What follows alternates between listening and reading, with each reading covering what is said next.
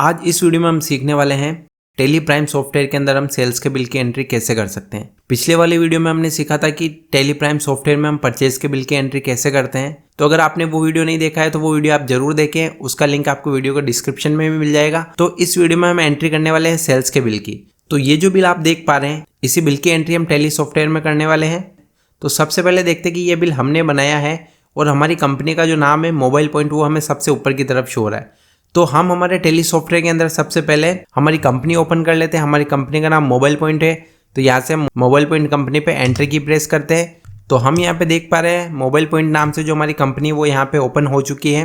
अब हम यहाँ पे चेक करना चाहते हैं कि हमारे पास कितना स्टॉक पड़ा है, मतलब कि हमारे पास कितना क्या माल पड़ा हुआ है, वो अगर हम पहले चेक करना चाहते हैं तो उसके लिए हम यहाँ पे स्टॉक समरी ऑप्शन पे आके एंटर की प्रेस करेंगे। तो हम यहाँ पे जैसे एंटर की प्रेस करते हैं तो हम यहाँ पे देखेंगे हमारे पास यहाँ पे एक आइटम शो हो रहा है iPhone 14 Pro, और वो हमने कितनी क्वांटिटी में परचेज किया है, किस रेट में हमने परचेज किया, वो हमें यहाँ पे शो कर रहा है। तो इससे पहले वाली वीडियो में हमने परचेज की एंट्री की थी, उसी के अंदर हमने ये iPhone 14 परचेज किए थे। तो आप उस वीडियो को जरूर देख लें। अगर और भी कुछ आइटम हमारे पास अवेलेबल होंगे तो वो हमें यहाँ पे शो कर देगा। एस्केप की प्रेस करके हम पीछे की तरफ आ जाते हैं। अब हमें सेल के बिल की एंट्री करनी है। तो सेल के बिल की एंट्री करने के लिए हम यहाँ पे वाउचर ऑप्शन पे आ जाते हैं। यहाँ पे हम एंटर की प्रेस करते हैं। अभी हमारे पास जो वाउचर ओपन है वो यहाँ पे हमारे पास पेमेंट वाउचर ओपन है। अब हमें सेल के बिल की एंट्री करनी है। तो सेल के बिल की एंट्री होती है हमारी सेल्स वाउचर में। तो सेल्स वाउचर के लिए हमें यहाँ पे F8 की को प्रेस करना होगा। जैसे हम F8 की प्रेस करते हैं तो यहाँ पे हमारे पास सेल्स वाउचर ओपन हो चुका है। उसके बाद सबसे पहले हमें यहाँ पे शो कर रहा है पार्टी अकाउंट नेम। इसका मतलब है कि किस पार्टी को हम माल बेचने वाले हैं। अब जैसा कि हम बिल में देख पा रहे हैं, पार्टी नेम में हमारे पास मनीष जैन शो हो रहा है और उसी के साथ हमने नीचे की तरफ यहाँ पे लिखा हुआ है कैश। इसका मतलब ये माल हमने मनीष जैन को कैश में सेल किया है, तो ये हमारी कैश की एंट्री होगी। तो हम यहाँ से पार्टी अकाउंट नेम में कैश लेजर को सेलेक्ट कर लेते हैं। उसके बाद डिस्प्ले डिटेल हम कुछ भी नहीं डाल रहे हैं, तो एंटर करके इस विंडो को हम क्लोज कर देते हैं। उसके बाद हमें यहाँ पे कैश लेजर को सेलेक्ट करना है, एंटर की प्रेस करते हैं। मेलिंग नेम, अगर हम यहाँ पे मनीष जैन का नाम लिखना चाहते हैं तो वो नाम हम यहाँ पे टाइप कर सकते हैं। तो यहाँ पे हमने मनीष जैन का नाम टाइप कर दिया है। एंटर की प्रेस करके उसका एड्रेस डालना चाहते हैं तो वो हम यहाँ पे डाल सकते हैं।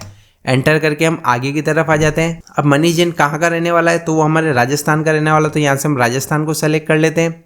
उसके बाद यहाँ पे हमें शो कर रहा है GST रजिस्ट्रेशन टाइप। तो जैसा कि हम बिल में देख पा रहे हैं कि मनीष जैन का हमने GST नंबर यहाँ पे नॉट एप्लीकेबल किया हुआ है।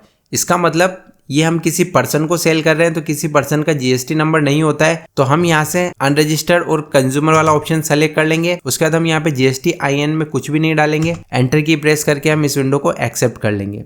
अब यहाँ पे हमें सेलेक्ट करना है सेल्स का लेजर। सेल्स का लेजर पहले से बना हुआ नहीं है, तो यहाँ पे हम क्रिएट ऑप्शन की मदद से एक सेल्स का लेजर क्रिएट कर लेंगे। यहाँ पे हम टाइप करते हैं सेल्स, एंटर की प्रेस करके हम आगे की तरफ आ जाते हैं। तो सेल्स लेजर हमारा अंडर आता है सेल्स अकाउंट में, तो यहाँ से हम सेल्स अकाउंट को सेलेक्ट कर लेते हैं।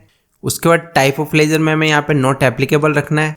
उसका GST यहाँ से नॉट एप्लीकेबल रखेंगे। उसके बाद GST एप्लीकेबिलिटी यहाँ पे हमें एप्लीकेबल करना है, तो यहाँ पे हम एप्लीकेबल करते हैं। एंटर की प्रेस करते हैं। यहाँ पे हम सेलेक्ट कर लेते हैं as per company. GST rate detail यहाँ पे भी हम एज पर कंपनी सेलेक्ट करके एंटर की प्रेस करके आगे की तरफ आ जाते हैं। यहाँ पे हमें सेलेक्ट करना है गुड्स, और उसके बाद एंटर की प्रेस करके इस विंडो को हम एक्सेप्ट कर लेते हैं। तो सेल्स लेजर हमारा यहाँ पे बन चुका है। उसके बाद आगे हम देखते हैं कि यहाँ पे हमें शो रहा है नेम ऑफ आइटम, क्या आइटम हम सेल करने वाले हैं। तो यहाँ पे हम स्पेस की प्रेस करते हैं। जैसे हम स्पेस की प्रेस करते हैं तो जितने भी आइटम्स हमारे पास अवेलेबल होंगे वो सब हमें यहाँ पे शो कर देगा। अभी हमारे पास एक ही आइटम शो हो रहा है iPhone 14 Pro, और कितनी क्वांटिटी है तो वो भी हमें यहाँ पे शो कर रहा है कि 10 iPhone हमारे पास अवेलेबल है। और भी कुछ आइटम्स अवेलेबल होंगे तो वो यहाँ पे हमें शो कर देगा। तो हम यहाँ से iPhone को सेलेक्ट करके एंटर की प्रेस करते हैं। क्वांटिटी, अब हम बिल में देख पा रहे हैं कि हमने कितने आईफोन सेल किए, तो यहाँ पे हम क्वांटिटी में 1 डाल देते हैं। एक आईफोन की रेट क्या है तो वो हम यहाँ पे डाल देते हैं 1,20,000 रुपये। उसके बाद एंटर की प्रेस करते हैं तो यहाँ पे हमें टोटल अमाउंट शो कर देगा। एंटर की प्रेस करके हम आगे की तरफ आ जाते हैं। अगर और भी कुछ आइटम हमें बिल में ऐड करने होते हैं तो वो हम यहाँ पे ऐड कर सकते हैं। अगर नहीं करना चाहते तो हम यहाँ पे एंड ऑफ लिस्ट पे एंटर की प्रेस करके आगे की तरफ आ जाते हैं। अब जैसा कि हम बिल में देख पा रहे हैं कि इस आईफोन पे हमें 9% CGST लगाना है और 9% SGST लगाना है। तो हम यहाँ पे C की प्रेस करते हैं तो हम देखेंगे यहाँ पे हमें CGST का लेजर शो हो चुका है। यहाँ पे हम एंटर की प्रेस करके CGST का लेजर सेलेक्ट कर लेंगे। जैसे हम CGST का लेजर सेलेक्ट करते हैं तो हम यहाँ पे देखेंगे कि हमारा ऑटोमेटिक GST कैलकुलेट हो चुका है 10,800 रुपये। और जैसा कि हम बिल में देख पा रहे हैं कि बिल में भी हमारे पास 10,800 रुपये शो हो रहा है। उसके बाद एंटर की प्रेस करके हम आगे की तरफ आ जाते हैं। अब हमें यहाँ पे सेलेक्ट करना है SGST, तो यहाँ से हम SGST को सेलेक्ट कर लेते हैं, एंटर की प्रेस करते हैं। तो यहाँ पे हम देखेंगे हमारा SGST भी 10,800 रुपये आ चुका है, जैसा कि हमें बिल में शो कर रहा है 10,800 रुपये CGST और 10,800 रुपये SGST। और सबसे नीचे की तरफ हम देख पा रहे हैं कि इस बिल का टोटल भी हमें शो कर रहा है 1,41,600 रुपये, जो कि हम बिल में देख पा रहे हैं कि बिल में भी हमारा यही शो हो रहा है 1,41,600 रुपये। उसके बाद इस बिल को अगर हम प्रिंट करना चाहते हैं तो Ctrl+P की सहायता से हम इसको प्रिंट कर लेंगे। जैसे हम Ctrl+P की प्रेस करते तो ये विंडो हमारे सामने शो हो जाएगी। अब हम प्रिंट करने से पहले इस बिल का प्रीव्यू देखना चाहते हैं, तो यहाँ पे हम प्रीव्यू ऑप्शन पे क्लिक करेंगे। जैसे हम प्रीव्यू ऑप्शन पे क्लिक करते हैं तो ये बिल का प्रीव्यू हमारे सामने शो हो चुका है। इसी तरह के और यूजफुल वीडियोज़ के लिए आप चैनल को सब्सक्राइब कर लें, वीडियो को लाइक करें और अपने सभी दोस्तों के साथ शेयर करें। Thank you.